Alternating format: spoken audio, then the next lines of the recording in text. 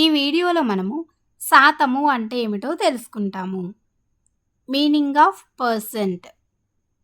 అసలు శాతము లేదా శాతములు అంటే ఏమిటి? అంటే శాతము అనగా ప్రతి 100కు లేదా 100కు అని అర్థము. ఇక్కడ శాతమును మనము ఈ గుర్తుతో సూచిస్తాము.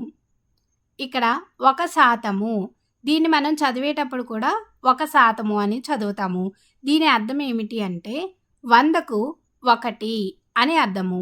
ఒకవేళ 27% అయితే ఇప్పుడు కూడా మనం దీన్ని 27% అని చదువుతాము.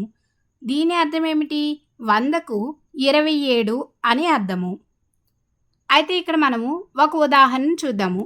క్రింద ఇవ్వబడిన 100 చదరాలు గల గల్ల కాగితంపై 20% గల్లను రంగుతో నింపండి.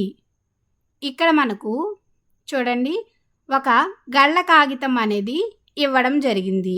అయితే ఇది ఎంత ఉంటుంది అన్నారు? 100 చదరాలు గల గళ్ళు ఉన్నాయి దీంట్లో అని చెప్తున్నారు. ఒకసారి మనము ఈ కాగితాన్ని పరిశీలిద్దాము.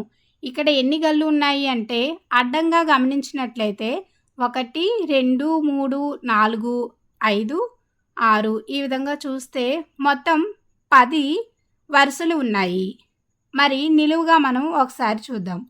ఇక్కడ కూడా చూసినట్లయితే మొత్తము 10 గళ్ళు ఉన్నాయి.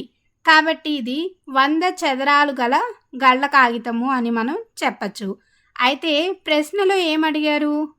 100 చదరాలు గల గళ్ళ కాగితంపై 20% గళ్ళను రంగుతో నింపాలి. 20% దీని అర్థం ఏమిటి? 100కు 20 అని అర్థము.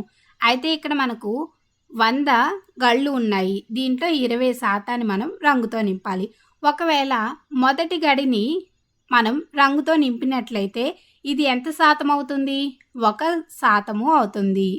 ఒకవేళ మనము దీంట్లో 5 గళ్ళను రంగుతో నింపాము అనుకోండి, అప్పుడు ఎంత అవుతుంది? 5% అవుతుంది.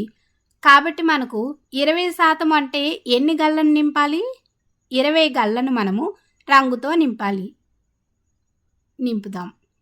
కాబట్టి అడ్డంగా 10 గళ్ళు, అదేవిధంగా నిలువుగా 2 వరుసలు మనము నింపినట్లయితే ఇదే 20%.